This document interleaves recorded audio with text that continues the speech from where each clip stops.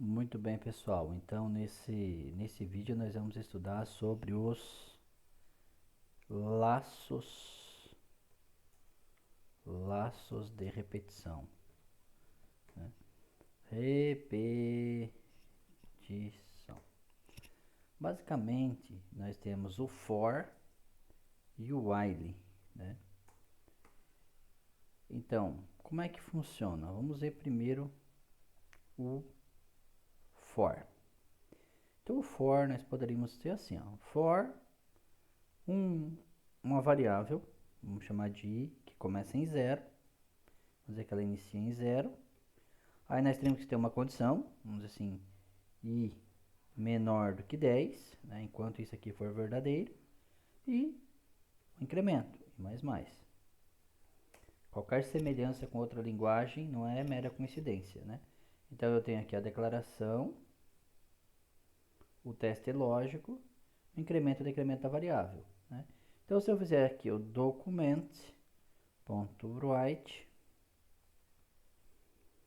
vamos colocar aqui, ó, por exemplo, linha mais o valor do i mais, vamos quebrar uma linha aqui só para ficar então bonitinho aqui para nós, né?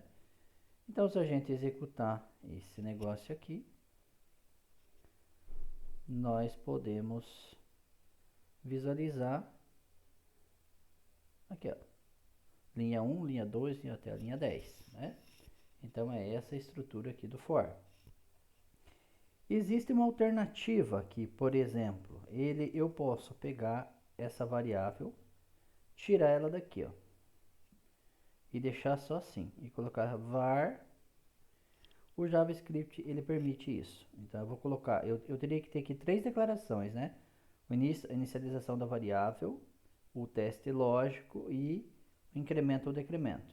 Nesse caso aqui eu posso só colocar o ponto e vírgula, não colocar nada antes do ponto e vírgula e declarar a variável aqui fora, né? Então veja que ele vai funcionar a mesma coisa, né?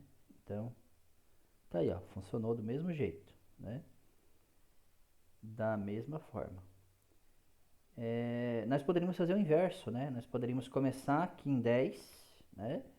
E enquanto ele for maior do que 10 e vir decrementando, né? Enquanto for maior do que 10, aí ele vai imprimir aqui, opa, enquanto for maior do que zero, né? Enquanto for maior do que zero, então ele vai imprimir,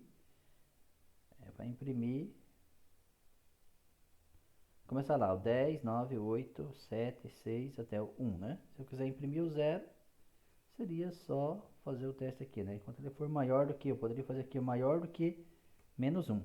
Ele vai aceitar também, né? Ele entende números inteiros, né? Positivos e negativos. Então, voltando aqui, né? No nosso código, olha só, imprimiu o zero também. Então, isso aqui é um diferencial que ele tem. Esse for, ele também pode ser usado para ele percorrer um array, né? Então, vamos pegar um exemplo aqui, ó. Vamos criar um array aqui, carros, por exemplo, né? E vamos colocar aqui, opa, array de carros. E nós vamos ter aqui o Fusca, né? O Fusca, a Kombi, a Brasília, né? E daí aqui a gente poderia fazer o seguinte, tanto posso deixar o i ali fora, ou como deixar o i aqui dentro, né? Vamos deixar aqui dentro.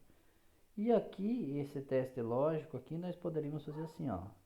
Enquanto o i for menor do que carros, ponto, length, que é o tamanho que retorna o tamanho do vetor, né? E aí eu vou estar incrementando, porque vai começar em zero. E daí aqui ele vai imprimir o quê? Carro, dois pontos. Daí aqui então ele vai imprimir carros na posição do índice, né? O array trabalha dessa forma, né? Então o array funciona assim, a posição 0, posição 1, posição 2, né? Então olha só, executando esse código, o que a gente vai ter impresso aqui? Olha lá os três carros, carro Fusca, Kombi, Brasília, né?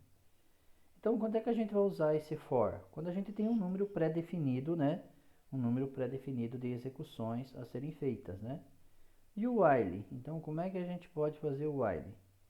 O while, ele tem uma estrutura um pouco diferente. Então, o while, ele precisa de um teste lógico, né? Então, nós vamos fazer aqui um teste lógico. E aqui dentro, então, vai ser executado. Então, eu vou declarar aqui a minha variável i, var i, que começa em 0. Aqui dentro eu vou colocar meu teste lógico, então o i for menor que 10. Aqui dentro, então, eu vou mandar imprimir, né? Document.write. Então aqui linha, linha, mais o i, mais, aí vamos colocar aqui o br para quebrar essa linha, né? E aqui então, o que a gente tem que tomar cuidado é que, olha o que vai acontecer aqui ao ser executado dessa forma. Então, veja, criei a minha variável de controle, né? Então aqui é a minha variável de controle.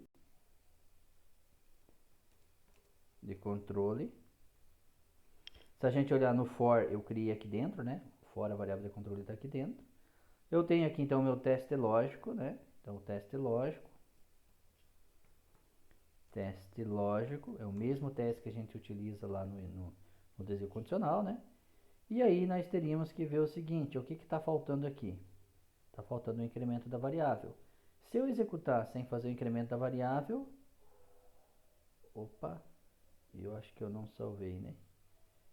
Eu não salvei, salvei aqui assim, while, enquanto ele for menor que 10, vai executar isso aqui, salvei, ótimo. Se a gente vir aqui, ó, clicar com o botão direito, aí dá um F12, né? Vamos dar um F12 aqui, ele deu uma travada aqui. Vamos lá,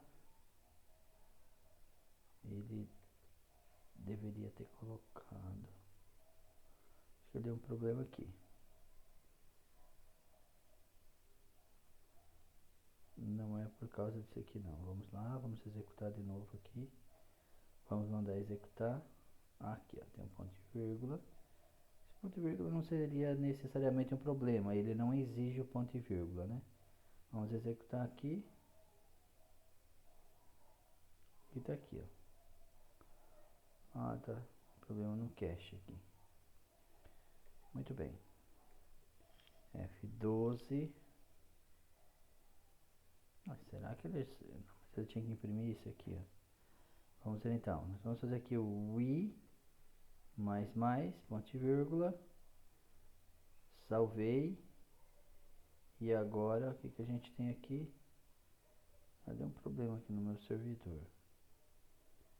Probleminha aqui no servidor. Vamos dar uma olhadinha aqui, se ele tá certinho. Poxa.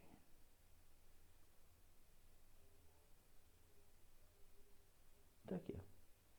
Tá, vamos executar então de novo para ver. Agora sim. O while imprimiu certinho. Só quero ver uma coisa aqui. Se eu tirar isso aqui, ele não está conseguindo nem imprimir. Ah, sim, ele precisa. Vamos ver aqui. Certo, então olha, ele criou, ficou em loop, né? Ficou em looping. Então, beleza. Então, nós não podemos esquecer disso aqui, né? Temos que sempre estar fazendo incremento. Então, veja que o while é bem simples, né? O while é bem mais tranquilo que o for. Funciona os dois. Para quem já conhece Java, né? Java, ou C Sharp, ou PHP, vai ver que é bem parecido. E agora, então, tá aqui, né? Vamos atualizar esse carinha aqui. Daí, esse cache dele aí... Opa! Ele já ficou com um cache danado aqui. Então, vamos executar de novo. E agora ele vai imprimir as 10 linhas, né? Ó, show de bola. Isso aí. Muito bem, então esse é o desvio while, né? Muito bem. Então nós vemos aqui que o for ele pode usar para você iterar sobre elementos que você já tem um tamanho, no caso o carro, nós sabemos o nome do tamanho, né? E o while ele poderia estar, por exemplo, aqui dentro atendendo uma condição internamente, né? Então aqui internamente ele vai estar atendendo a condição que vai alterar o valor do teste lógico. E aí então daí ele vai conseguir sair desse laço e dar continuidade aqui na execução do programa.